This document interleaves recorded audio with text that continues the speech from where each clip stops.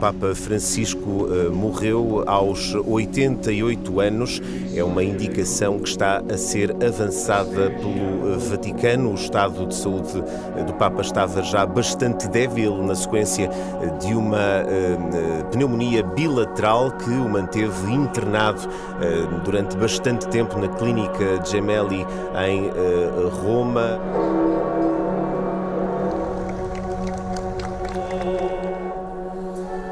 O Papa Francisco morreu a 21 de abril, era a chamada Segunda-feira do Anjo. É assim que os italianos chamam à segunda-feira logo a seguir ao domingo de Páscoa. Certamente um anjo o levou nessa noite. É impressionante a coincidência, porque sabemos como o Papa Francisco esteve internado em estado grave e decidiu sair do hospital para regressar à Casa Santa Marta.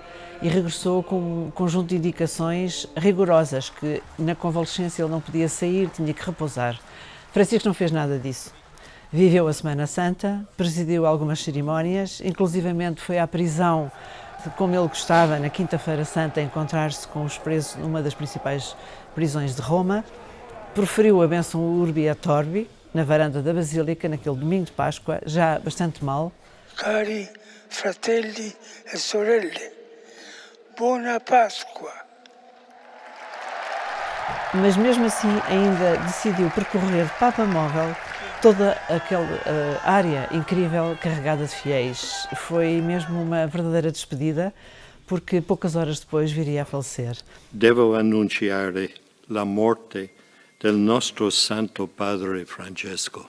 De facto, é mais um sucessor de Pedro que se gasta até ao fim, que não poupa as energias, que cumpriu a sua missão desta maneira tão impressionante, morrendo justamente naquela celebração do domingo de Páscoa.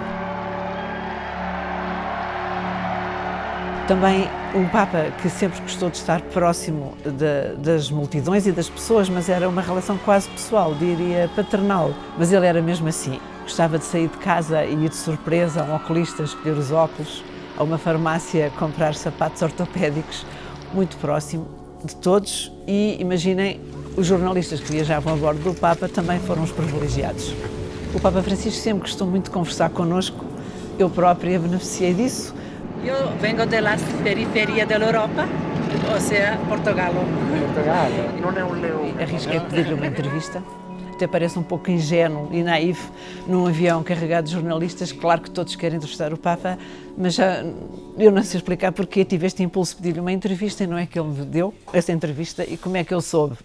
Eu tinha escrito uma carta ao Papa a formalizar esse convite e não obtinha resposta. E numa viagem seguinte, também de longa duração, o Papa, quando chega à minha vez de me cumprimentar, pega num envelope e eu fiquei surpreendida, porque não é suposto o Papa entregar envelopes às pessoas, não é? Pensei, se calhar enganou-se na pessoa, está a fazer confusão. Abri o envelope e era a minha carta a pedir-lhe a entrevista com já a data manuscrita dali a uns meses. Eu estava a voar, mas os meus pés parecia que estavam assim uns centímetros acima do piso do próprio aparelho de avião, porque achei que era extraordinário esta gentileza, com uma nota. É que eu tinha sugerido uma data e ele, na carta, propôs outra data. Eu nem reparei nesse pequeno detalhe, só reparei que era uma entrevista marcada pelo Papa para um determinado dia.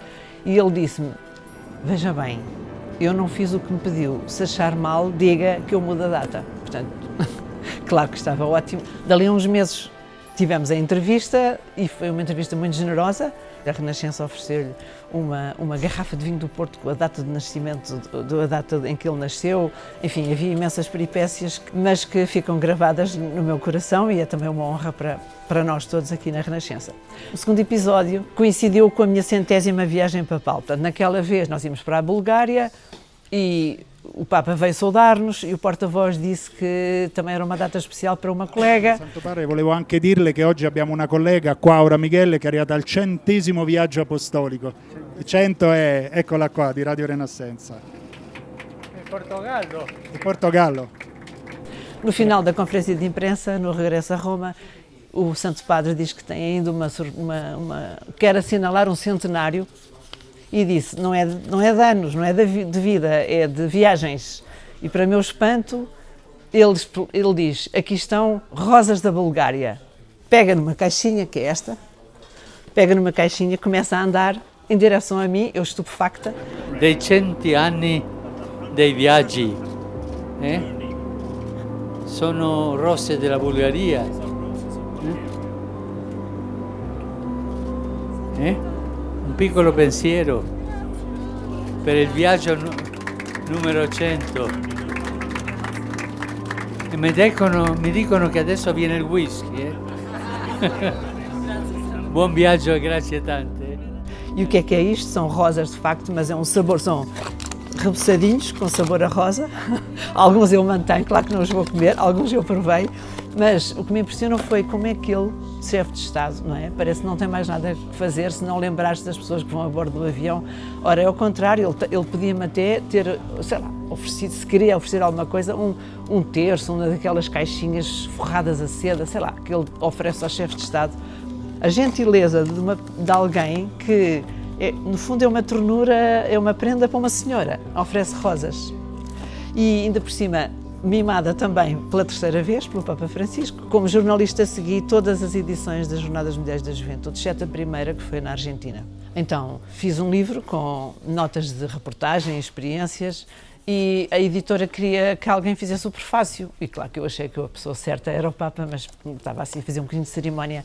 Mesmo assim arrisquei, escrevi-lhe uma carta e na viagem seguinte, que era em direção à África, portanto um bocadinho mais de tempo também para conversar, quando eu fui saudá-lo, ele diz-me, eu vi a tua carta.